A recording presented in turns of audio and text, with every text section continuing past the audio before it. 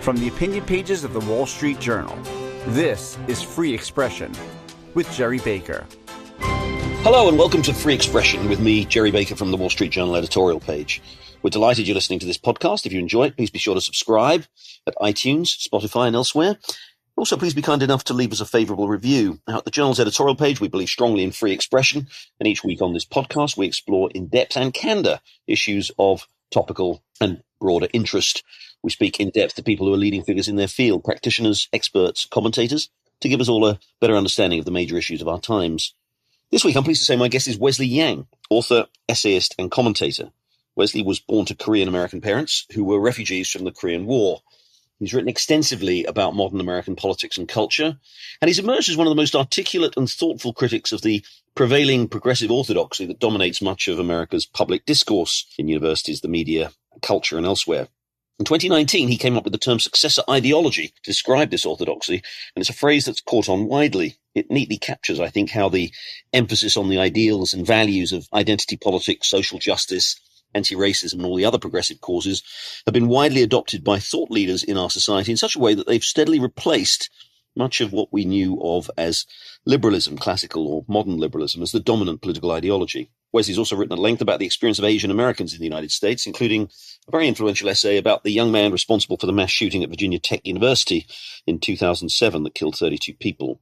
This and other essays were included in his book, The Souls of Yellow Folk, which was published in 2018. He writes regularly for The Tablet and other publications. Of course, he has a podcast, like all of us, and he joins me now. Wesley Yang, thanks very much for joining me. Thanks for having me. So I want to talk about many things with you, but let's start, as we've all been trying to grapple with the political and cultural changes, the broad, wider, top-level political and cultural changes that we've been seeing in this country and indeed to some extent in much of the West in the last decade or so. And I do think your term, successor ideology, captures it extraordinarily well. Again, these ideals of social justice, anti-racism, identity politics around gender and sexuality and all of this, the way in which these have become, in many ways, the dominant themes of so much of our political discourse, but also increasingly the kind of source of the kind of political axes in our political life. That is the sort of dividing line now. We used to divide along sort of economic and class lines, and now we seem to divide on these kind of broader ideological lines. And the other thing, of course, you identify about this very well, and you call it the successor ideology, I think, because it seems to sort of usurp traditional liberalism, the idea that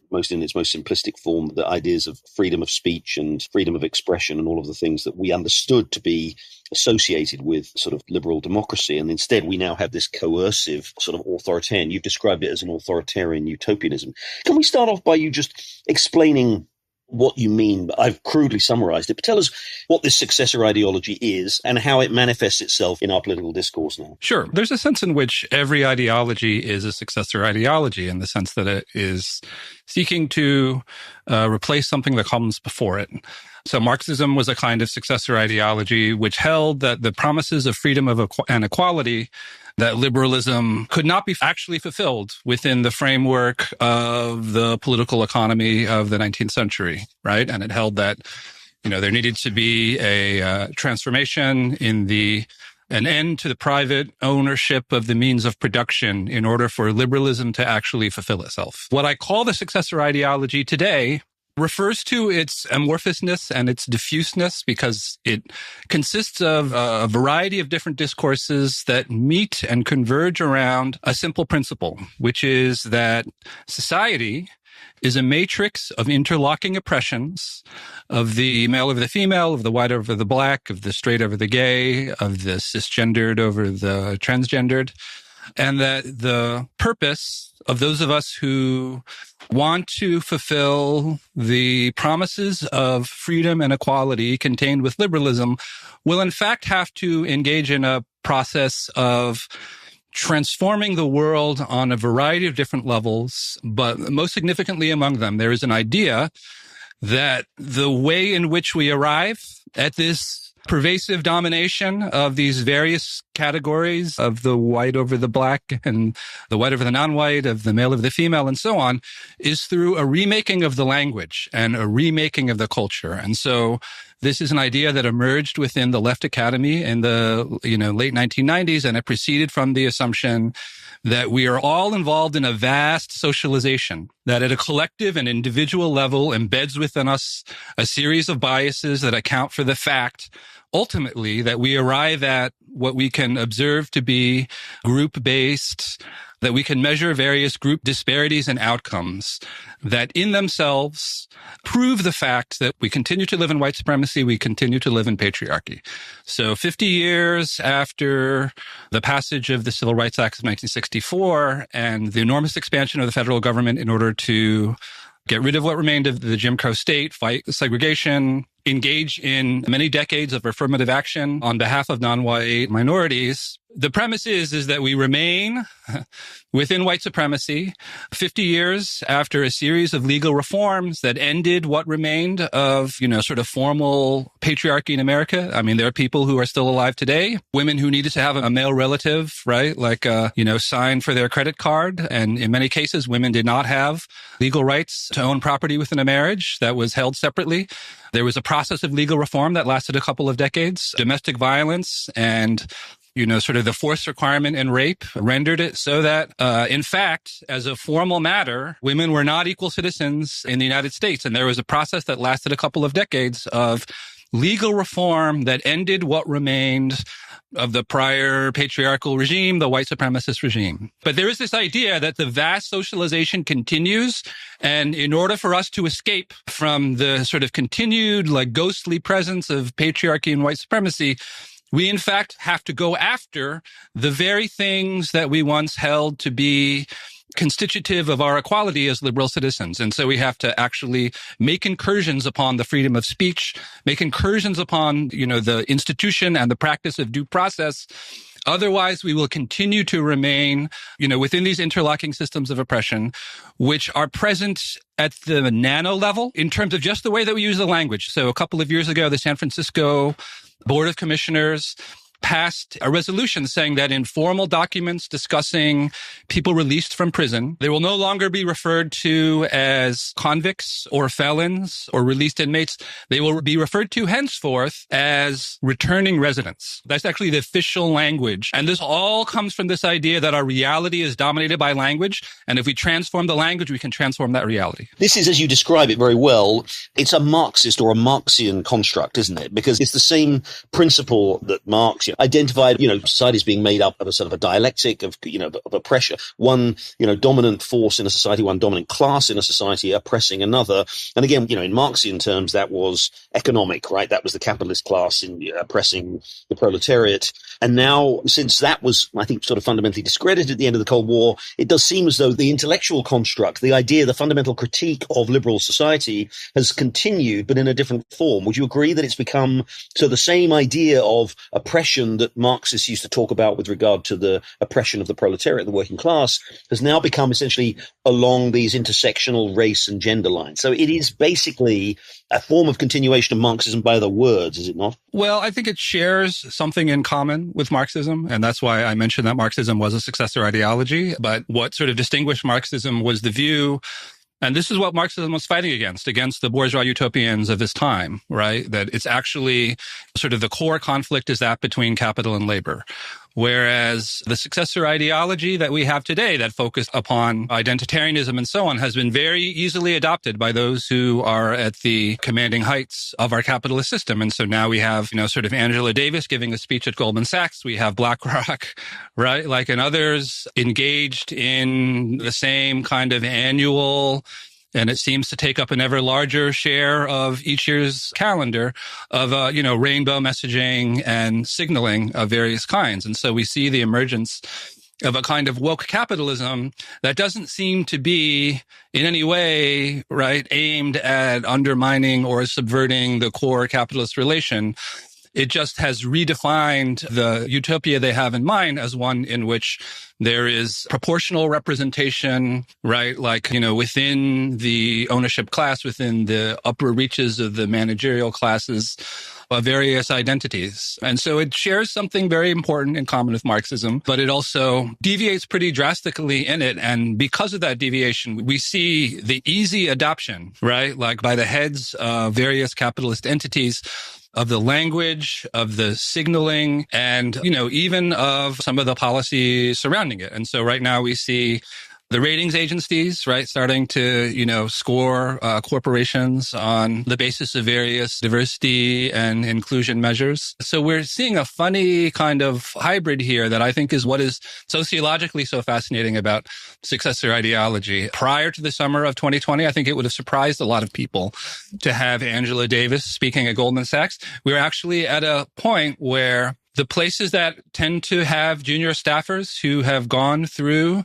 the indoctrination mills of our elite universities tend to be the ones where actually Angela Davis is more likely than in any other setting, right, to have a welcome and rapt audience that management feels that they need to speak to / placate by hosting such an event. How did we get to the situation where you described very well that Angela Davis speaking to investment banks, or the extraordinary phenomenon that we see in our universities today? We've just seen more examples of it in the last week or two of, people essentially being forced out because they don't conform to the ideology, to the prevailing orthodoxy.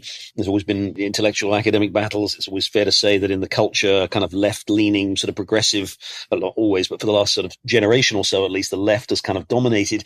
But it seems to have gone beyond the point of just a kind of pluralism of ideas, with maybe progressives kind of dominating in some of the culture institutions. Again, what you describe as this sort of authoritarian utopia that we seem to have. How did that come about? Well, I think there was a long march through the institutions.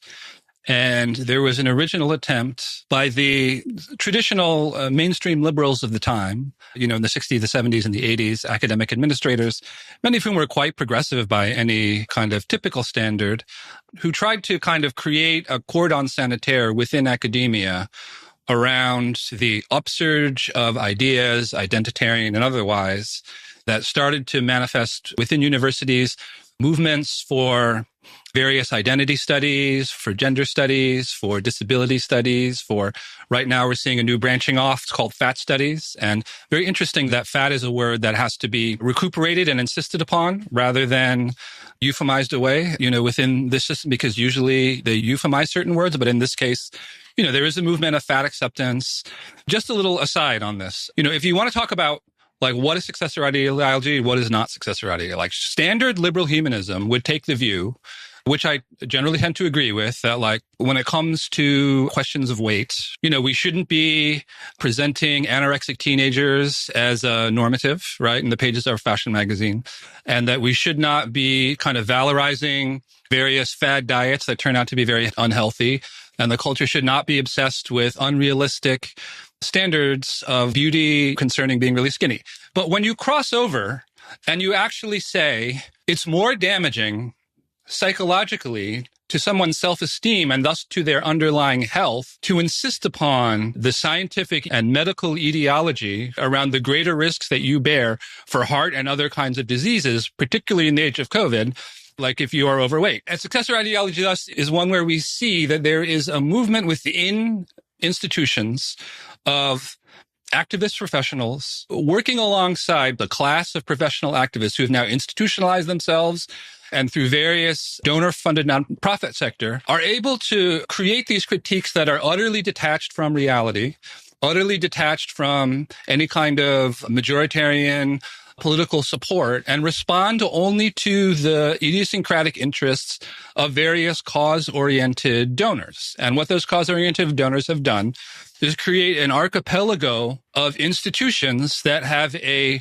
symbiotic relationship with the Democratic Party, that provide its staffers, and that as a whole, what these organizations that have done, who would otherwise be a kind of bickering congeries of single issue movements, is they have articulated this unity of oppression thesis that intersectionalism allows them to do. And so the idea is this kind of synthetic contrivance of convenience that serves a particular purpose of a particular class. And that class is a class of office seekers, of a certain kind of holder, of a certain kind of college graduate who is seeking a living, sinecures, consultancies, various job opportunities within a growing sector of moral entrepreneurialism. So there's a combination of a couple of things that happened. There was a long march through the institutions where they tried to create a cordon sanitaire around identity studies. Instead, what they did was create echo chambers, right? Echo chambers that were not penetrated by any kind of criticism or any kind of outside scrutiny, where explicit activist doctrine was able to credential itself because they were able to create their own journals and create a whole body of pseudo knowledge, right, about how, the gender binary was invented by Western colonialists and imposed around the world. This is something that you can hear, right, like highly credentialed academics just stating as a fact, like stating it as axiomatic and central to their worldview, claiming that sort of gender fluidity was the kind of, foundational state of places like India. And of course, there's not zero evidence for the fact of greater gender fluidity in places like Polynesia and India and so on before the emergence of British colonialism and, sort of Victorian Christianity. There's not nothing to it, right? But it has now become this kind of counter dogma that we are simply in the process of returning ourselves to an entirely mythological state past the kind of oppression that was once imposed upon us by the existence of distribution of sexual characteristics, right, linked to human biology. So all of this pseudo-knowledge was created, and then a couple of things happened at the same time. One, the internet managed to be a vector through which these ideas were spread to young people, and they were spread to a particular kind of young person. They were spread to the young people who were most interested in the humanities, liberal arts, political activism, journalism, writing, and so forth. And so the people who were radicalized on Tumblr with these ideas and who came to accept them as axiomatic, the idea that we still live in white supremacy 50 years after the passage of the Civil Rights Act of 1964, the successes of the civil rights movement, and the people who believe that the existence of a gender binary was a form of oppression that our society has to overcome. They developed a class consciousness for themselves, and they moved into media, and they filled the junior ranks, and they brought with them techniques of activism that they had developed from universities with activist sensibilities. And at a certain point, in my view, right around 2014, it reached a kind of critical mass. And then in 2016, of course, there was the Trump election, and the Trump election seemed to vindicate, in the eyes of many, not just those who already believe these things, but a broader cross-section of the, liberal public who came to be very disturbed and upset by this exogenous shock in their narrative of progress that had only, a couple of years ago culminated in the election to the U.S. presidency, the second term of America's first black president. There was a model there in mind, and eventually this thing that was kind of held in check by traditional liberals who were still in charge, most of whom were still, older white guys, found that they had no other grounds in the midst of the moral emergency in which we were held to be in the midst of the Trump years. Babies in cages and so on, and literal Russian agent, etc. Trump was seen as a sort of a validation of this. There is now significant pushback against this. You're an outspoken critic. There are a lot of people who are very, thoughtful and outspoken critics of it. There are some indications that even in some of these kind of woke corporations that maybe they're starting to realize that actually this intolerant authoritarianism that many of their staff seem to be following maybe is not the way to go. So you're seeing a little bit of pushback at Netflix and some other news organizations. But do you think it really is a fundamental threat and could actually end up essentially displacing, or has it already maybe displaced, the sort of liberal democratic society that we grew up with? So the way I like to frame this is that right around 1985, 1986, two things happened within fairly obscure corners of academia. One of them was the foundation of the Federalist Society and the beginning of a long march through the institutions for the conservative legal movement.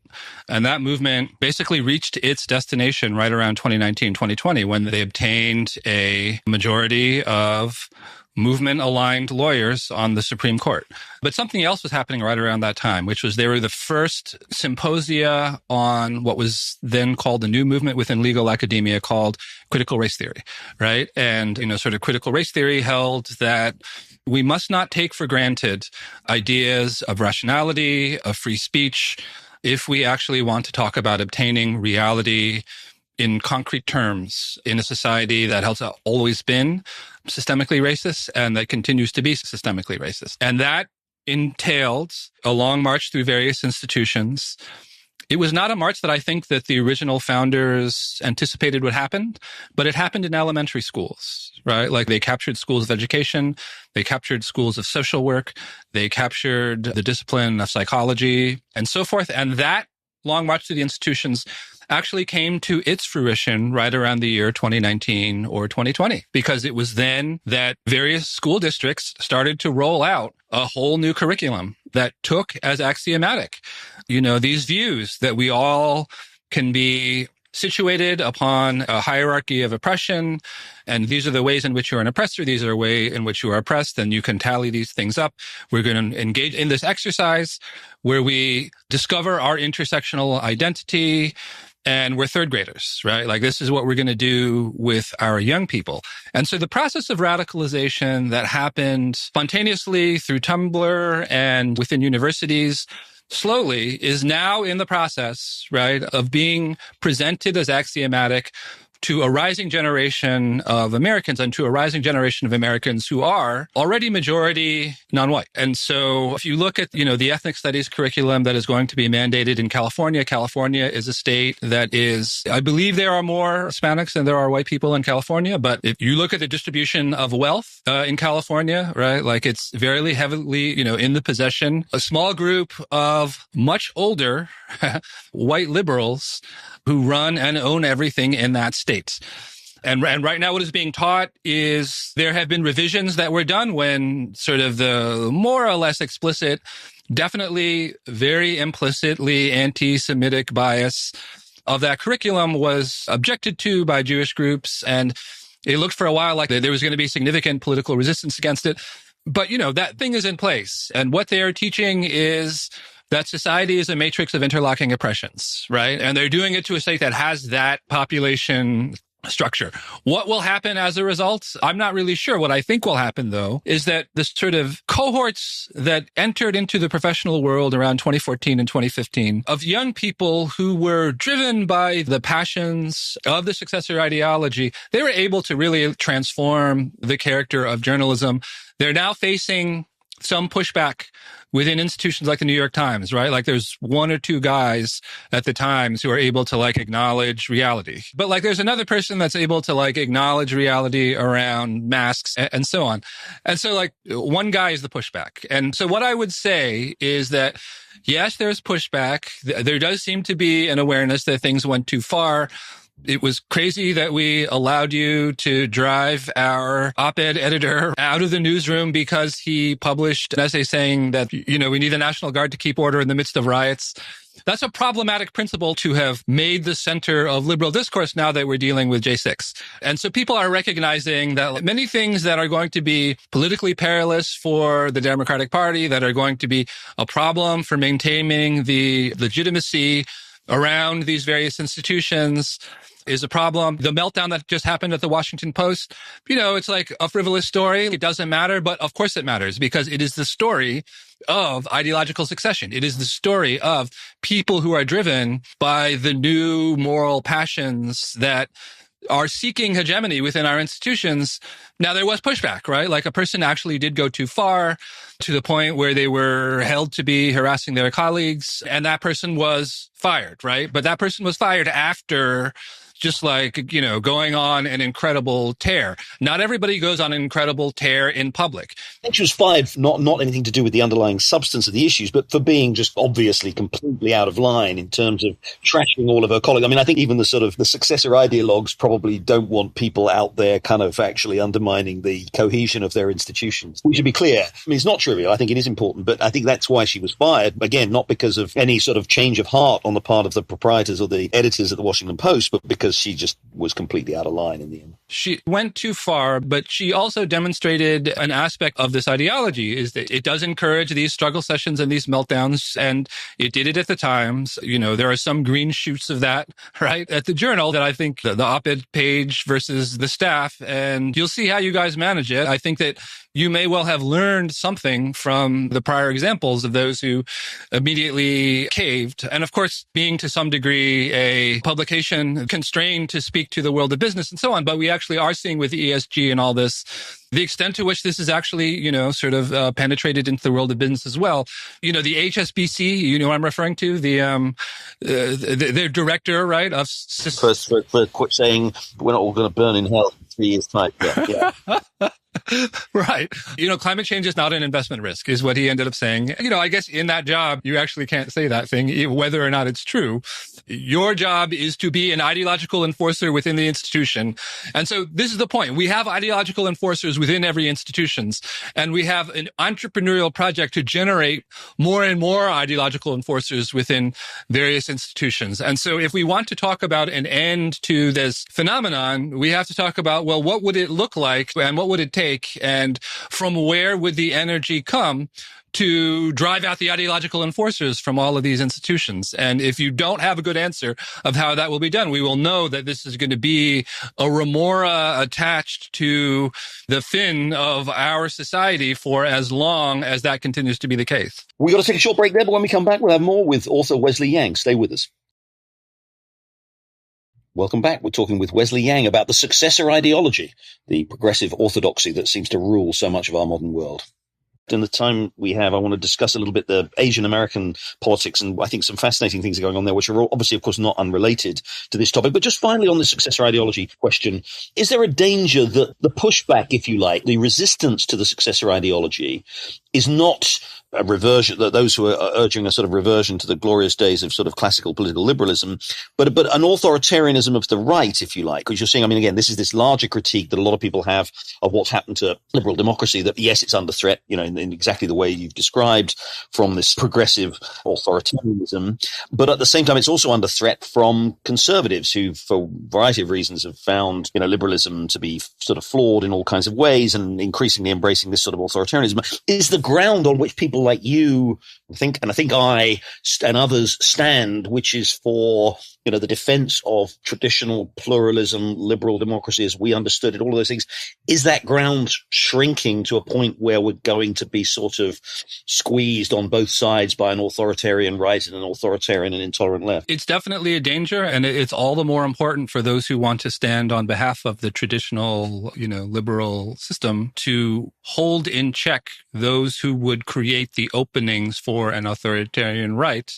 And an authoritarian left absolutely does create openings for an authoritarian right. And of course, to witness the elaboration of these ideas as they move their way through the public square is to see the failures of a center to hold in check the emergence of the authoritarian utopianism of the left, and thus the emergence of an authoritarian utopianism of the right that ends up, of course, in turn feeding the authoritarian utopianism of the left. And so to be caught in that pincer movement, and I think this actually is a very bad thing. However, we are seeing some instances of pushback, and this takes us to the Asian American thing. If you want to talk about what happened in San Francisco, which is sort of, San Francisco is the vanguard city, and San Francisco was for a few years the incarnation of the successor ideology in power, right? So you had people on the Board of Education who kept schools closed for a year and a half, while they dithered and engaged in a proposal to, rename all of their schools in order to purge, various problematic historical figures, including Dianne Feinstein, right, and Abraham Lincoln, among others. And three of those members who led those charges, one of whom sort of had been revealed to use the word house N-word, right, to refer to Asian Americans in a tweet, were driven from office by a resounding vote of the public, mostly driven by an Asian American public for whom, education is an important goal. And this same group moved from triumph to triumph by driving out the scion of a post-1960s armed terrorist group who managed to get himself installed into the role of district attorney and who oversaw what normal residents of San Francisco came to see as a marked diminution in their quality of life as the city became an open-air drug market and a place where there's an online human feces map that was put on as a stunt. But, that became more highly populated than in the past because enforcement of quality of life claims plummeted under the direction of a district attorney who made it clear that he would not be enforcing any of those kinds of things as in pursuit of what he called equity. And so in both of these recalls, in both of these exercises of the democratic will of the people, Asian Americans, who are not really a political factor anywhere in the country except for San Francisco, a place where they are 1/3 of the population, and except for the state of California, where they're 15% of the population and they hold a certain important balance, in those circumstances where they are able to achieve consensus and pursue a political goal. And we saw that happen in San Francisco. We saw, a move toward the right in voting in New York City, where actually, Asian Americans are an important political voting bloc as well. So we're starting to see an emergence of not just with Asian Americans, but also with Hispanics, right? Because there was this idea that there was going to be a non-white identity that would end up serving as the basis of a permanent, democratic majority. That doesn't seem to be the case. And so the author of the book, The Emerging Democratic Majority, who wrote it in 2004, his name is Roy Teixeira, has a Substack, where he records the dissolution of his own ideas. And so there are individual polls showing that an absolute majority of Hispanics would support Trump over Biden in the next election, which if that or something on the order of that or something of that kind were to happen, it would be an absolute political earthquake. It would mean the end of a particular kind of scenario and a transformation of the politics of the country. Well, I want to conclude with this final question and thought that maybe this is in the end where the successor ideology fails. And in one of the greatest sort of ironies of intellectual history, that having supposedly pursued this aggressive authoritarian ideology on behalf, enlisting minorities into it unasked, by the way, but, whether it's Asian Americans,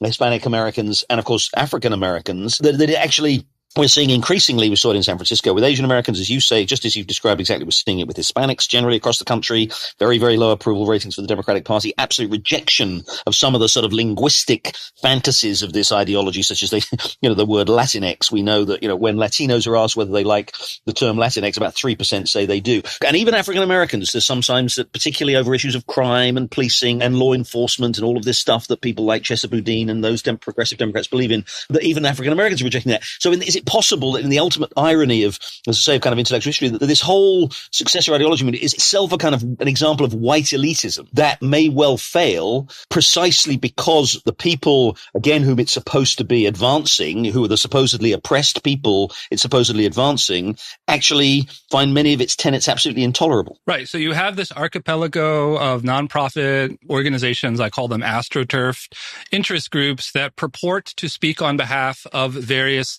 identity groups that don't actually speak on behalf of those identity groups. And so we're seeing at the polls a repudiation of the prescriptions of that group. And of course, that group is what comprises what I call the Successor Coalition. Those who are engaged in this project of moral entrepreneurialism, who need to, in order to keep singing for their supper, they need the country to continue to believe that we still live in white supremacy and patriarchy. We're seeing the process by which those on whose behalf they're supposed to speak are revealing that, no, of course you do not speak for me. And I think that is eventually going to happen. It's going to take a few cycles of repudiation. But even at the end of it, all of these donor-funded organizations can continue to exist. They're going to continue to be minting graduates of their programs who will need jobs.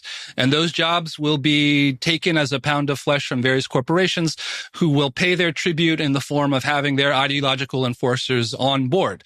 So while American electoral politics may change, you're still going to have to go to DEI training and be put through the exercises and mouth the slogans or not.